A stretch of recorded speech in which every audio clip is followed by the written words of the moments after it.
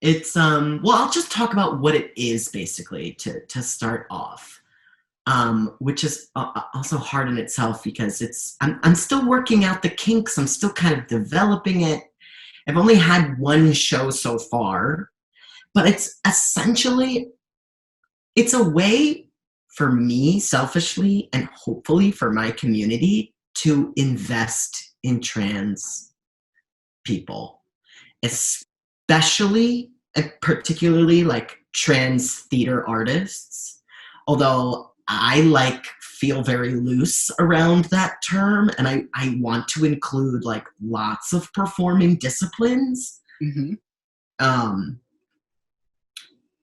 because no one will do it but us.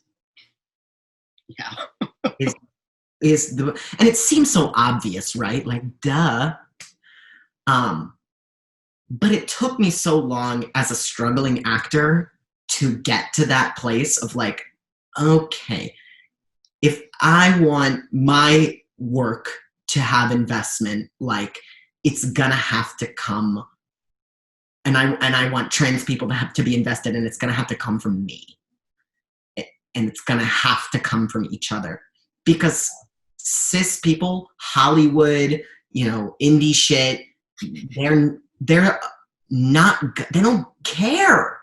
They don't know, they don't care, it's not important. Well, here's what it is. They don't care beyond pornographizing trans people, beyond exploiting us for any thousands of reasons, our bodies, our stories, our trauma, our joy, our Something that bothers me so much is that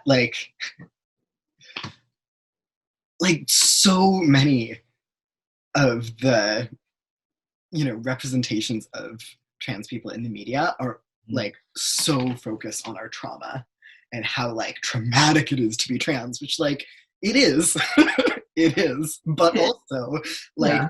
it is possible to be a like happy trans person who is like at peace with themselves Right. and world.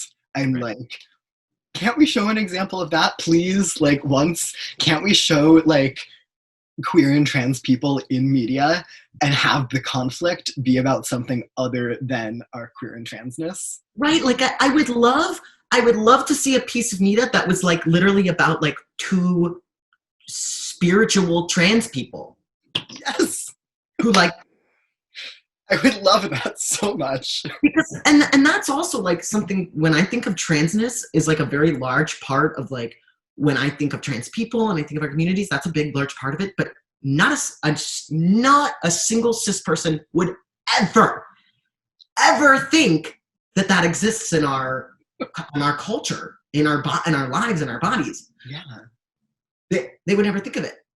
And so and that's another reason. And it's also like as an actor and a writer, I was like sitting on so much original work, and it was like so, like not I'm not trying to toot my own horn, but I was like, this is miles better than all the fucking auditions that I'm getting Yes.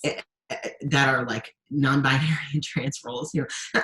I'm like not prolific or anything, but like because I don't know if I didn't sign an NDA or anything, but like my breakdowns for like the past year and a half would look like this every single time. Non-binary character named Jax. They are the perfect mix of masculine and feminine. And they are really, really cool. And I'm like,